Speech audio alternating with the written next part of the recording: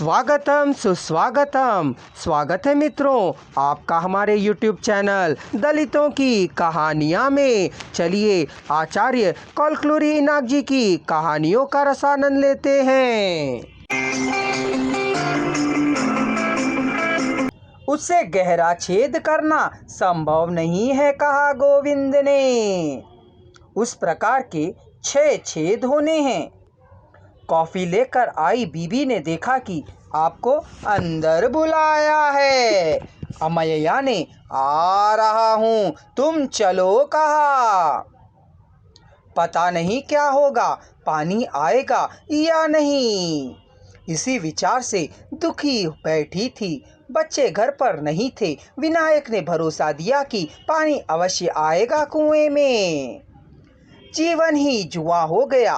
धर्मराज युधिष्ठिर ही इससे बच ना सके। यह कोई व्यसन नहीं था, यह व्यवहार है। उसका ढंग ही वह है। खेलना अनिवार्य है। जीत या हार हमारे हाथ में नहीं है, सा लगता है। प्रयत्न ही हमारा कार्य है, बच्चों का भाग्य है। पत्नी ने पूछा, पत्थर टूटेगा? टूटेगा। बाहर आकर वह कुएं के चारों ओर घूम रहा था। विनायक से जो बन रहा था कर रहा था। जब वह नहीं कर पाता तो पैर जली बिल्ली की तरह इधर उधर चहलकदमी करने लगता। एक बार नहीं 4 बार। वह बिल्कुल उसी तरह की परिस्थिति है। इस प्रकार चहलकदमी करना उसके असहाय स्थिति का परिचायक है। पत्नी को अस्पताल में लेकर वार्ड में प्रसव होने को था, तब बाहर उसी तरह वह टहल करता रहा था। एक बार नहीं बल्कि 4 बार।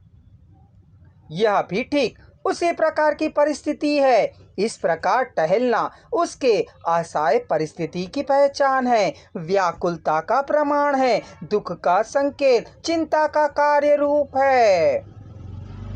कुछ भी नहीं कर सकते हैं, इस बात का पता होने पर भी व्यक्ति की आतुरता और संघर्ष जारी ही रहता है। बेकार में बैठा नहीं रहा, खड़ा नहीं हुआ, चहलकदमी नहीं करने लगा था।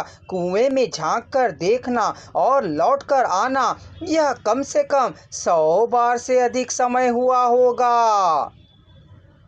कोई काम भी नहीं था, फिर भी रुक नहीं सकता था। वह देखे बिना रह नहीं सकता था। यह एक जीवन मरण का संघर्ष था उसके लिए। बस बेटे पत्थर को तोड़ रहे थे, बाप बेटे दोनों। वह देख रहा था। पानी की छींटें दे मार रहे थे, छेनी से पत्थर में छेद कर रहे थे, दाएं हाथ छेनी से मार रहे थे। पत्थर के छोटे छोटे छोटे टुकड़े ऊपर उछल कर गिर रहे थे, पानी की छींटें दे रहे थे और अणु अणु को खोद रहे थे। बस वही काम था, मार पर मार रहे थे। जो देख रहे थे वही कर रहे थे। घंटों यही काम था, वही हाथ वही काम।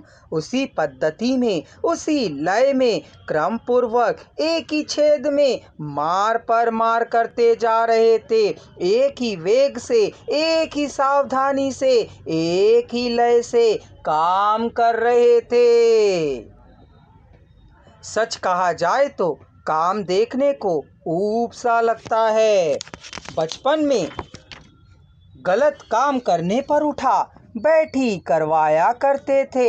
एक ही काम को 100 बार यदि हुई तो 50 बार करना होता था। थकान होती थी, पैरों में दर्द होता था, हड्डियों के जोड़ों में कंपन होता था, पसीना आता था, आंसू आते थे, रोना आता था। बचपन में गलती करने पर सुधरने को 100 बार लिखना होता था। वही काम वही क्रम, किसी को भी डांटता नहीं था।